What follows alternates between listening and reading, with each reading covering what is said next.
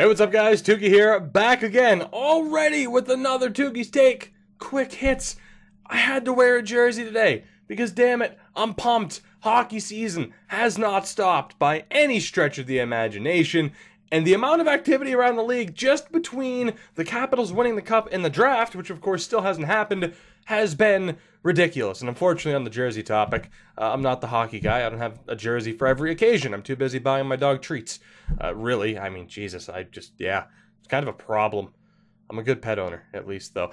Yeah, so damn, we're here. A lot of hockey stuff going on. Let's get down to business. Shout out to Cat Friendly. You may notice. Not with ad block this time. Go to Cat Friendly. Amazing site. I'm on here every day. And why? Because things keep happening almost every day. And we talked about this just a few days ago, the Karlsson-Hoffman situation. And I said in that video that I didn't think Mike Hoffman was going to be a Sen for that much longer. There you go. Mike Hoffman traded to the San Jose Sharks along with Cody Donaghy and a 5th-round pick in 2020 for Mikhail Bodker, Julius Bergman, and a 2020 6th-round pick. What do I think of this trade that I just learned about 20 minutes ago? I don't know. I mean, in terms of the return, I bet the Sens are wishing that Hoffman had been willing to be traded to Winnipeg or wherever else at the deadline last year. Needless to say, they would have avoided a lot of problems had they did. As far as the return goes, they get Mikhail Bodker, who's an older version of Mike Hoffman and not as good at this point, but at least it's a roster replacement. You do get an upgrade in terms of defensive prospects, at least on paper, with Bergman over Donaghy, and then the later rounds pick swaps. This was mainly about getting Mike Hoffman out of town, which, again, like I said in the video the other day, I don't think people should be blaming Mike Hoffman. A lot of people aren't. Some people are.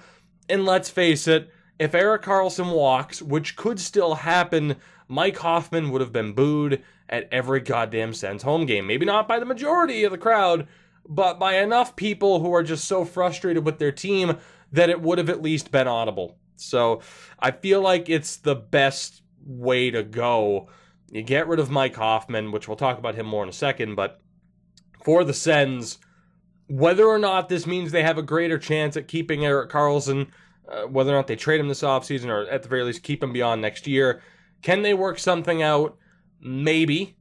I feel like this gives a little bit more optimism towards the Sens fan base in terms of, okay, well, maybe he will stay. It's still the biggest question mark. If I had to bet, I'd still probably say he goes, but as opposed to a week ago, even 2 days ago, where I was 100% on the, yeah, he's leaving town one way or another train, I don't know if that's going to happen now. I'm still obviously intrigued. It's one of the more, and I have to say, one of the more interesting situations in hockey right now because of the other tabs that you can see open. It's such a weird situation.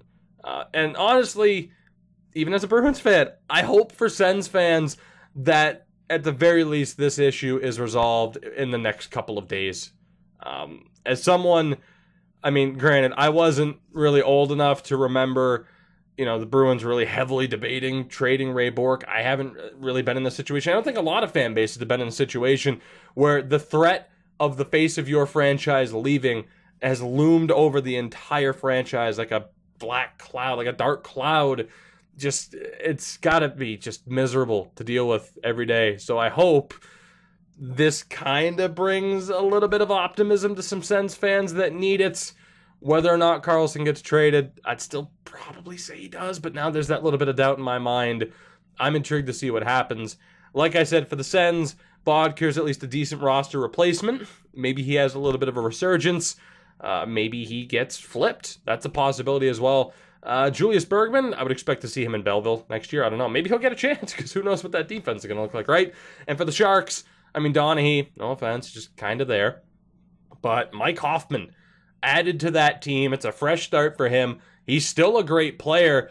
And the points have already been raised before, on Twitter, wherever else. Evander Kane, now Mike Hoffman. It's interesting. You have some interesting personalities in that locker room, but a whole lot of talent. So the Sharks are going to be a very interesting team to watch next year, and who knows what else they'll do throughout this offseason. but just what a trade, and I'm not shocked to see Mike Hoffman go. Who I am shocked to see go, of course, is Barry Trotz, who has resigned from the Washington Capitals. Now, had this been for his retirement, I wouldn't be shocked. There were those rumors out there that he might retire. There were the rumors before the playoffs began that if he didn't win, if he didn't at least make it past Pittsburgh, that he was going to be fired. That's not the case. He didn't retire. He didn't get fired. He left over contract negotiations. He left over payment, which is insane to me. They're already naming assistant coach Todd Reirden as one of the, as the favorite, really. And it's such an interesting situation because right now, there's only one coaching job available, and that is with the New York Islanders, of course, after both Garth Snow as GM and Doug Weight as head coach were let go. That would be an amazing spot for him to end up in. Of course, so much talent on that team already.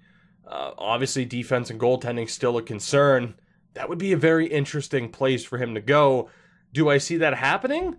I'm not sure. I'd kind of like to see what Barry Trotz could do with that roster. I still feel like it's more likely he takes the rest of the year off. No NHL team is going to be like, yeah, okay, we have Jim as our head coach, but Barry Trotz is available. So Jim, kick rocks, we're going to bring in Barry, because that's just going to give you a bad reputation for a long time to come, and no one's going to want to come there if the Barry Trotz situation doesn't work out. Who's going to want to come there? At least it's a proven head coach. Well, they're going to sign. It's like, what am I going to sign with you? You shit can the other guy to bring in Barry Trotz. I don't have any job security. No, I'm not signing with you. So that'd be a bad move.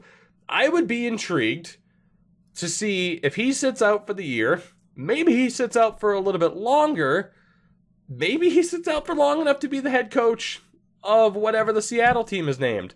That is why I brought this up as well. Dave Tippett has joined the Seattle group as a senior advisor, not as a head coach, which Coyotes fans are like, damn it, it could have worked out so well. I punched the microphone as well, sorry. It's just such a weird 24 hours in the NHL with this Barry Trotz move, with the Hoffman trade. And I mentioned this in a Franchisement episode as well. Congrats to Ryan Clough getting a job with the Newfoundland Growlers. Great move for him. Happy to see it as well after his career was cut short due to injury. But Barry Trotz, I don't know. I'd be so intrigued to see him go to the Islanders. I can't help but think he's going to sit out rather than retire. I just can't help but wonder how long he's going to sit out for. Will he be a hire on? If Anaheim starts off slow or any other team starts off slow and fires their head coach within the first 2 months of the season, is Barry Trotz that guy? Or does he wait? Does he commit to Seattle? Does he wait for maybe a big-time role where he gets brought in and at least has an off season to be like, hey, I'd like you to bring in that guy, that kind of deal. I'm intrigued to see what happens. And this is what I'm talking about. The hype has not died down for hockey for me, and it won't until about August. until the free agent signings sign down. The second to third week of July and into August, that's when it'll be like, oh, well, shit, now we just sit here and wait and do nothing. But for now, the draft is in a few days. Barry Trotz is no longer the head coach of the Washington Capitals. Mike Hoffman has been traded to the San Jose Sharks. We still have the draft. We still have free agency. This is ridiculous, and god damn it, don't I love being a hockey fan. With that said, let me know what you think. What does Barry Trotz's future hold? Is Todd Reirden going to be the next head coach of the Washington Capitals? And Mike Hoffman going to San Jose? Not only, what do you think of that trade? Your thoughts on Erik Karlsson at this point? Is he more likely to stay? Less likely? What do you think is going to happen there as well? I am intrigued to know. For now, we're done here. So have a good one. Take it easy. I love you all. And until next time, I'm redundant with these outros. Goodbye. I wanted to add this part to the video. I left the timestamp for where you guys could skip to watch my updated opinion. I really liked everything we talked about with Barry Trotz, and I really think it's appropriate to leave my initial reaction to the Hoffman to San Jose trade in, because now you can just now you can see as I sit here and struggle to even comprehend the tire fire known as the Ottawa Senators. I talked about how there may just be room for positivity and a little bit of optimism now among that fan base. And the Florida Panthers, within an hour, ripped that to shreds by arguably acquiring more for Hoffman than the Sens did. All because Pierre Dorion doesn't like to trade within the conference. I don't have the words for it. Now, I said arguably, it's a second-round pick. Is Bodker worth a second-round pick? That's certainly debatable at this point. A fourth and a fifth, for Bergman, it's debatable. But the initial reaction to the San Jose trade, Hoffman to San Jose, of course, was his value's diminished. It's not a bad trade, all things considered. And Sens fans, I'm sorry. I don't know what to say about this. I really don't. I don't know what to say about this. No fan base deserves this. No fan base. I am so sorry for you. I hope, at the very least, Erik Karlsson stays.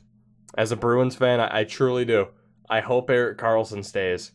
Because if he doesn't, you are losing your team at this rate. And that's a scary thing to think about. That's a sad thing to think about when you think about the history of the Ottawa Senators. Just the embarrassment of this trade, continually getting fleeced. I don't need to bring up a certain trade for a certain guy with an affinity for biting. I don't know what to tell you. I was going to re-record the episode, but I feel like this is more appropriate. Wow. Mike Hoffman is a Florida Panther, which is going to help them tremendously, I would imagine. Certainly a different atmosphere.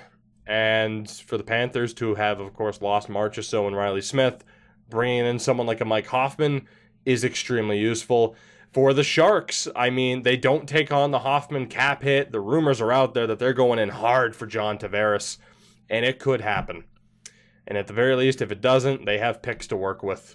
So, guys, that'll do it for this one. Let me know what you think. Wow. Fucking wow.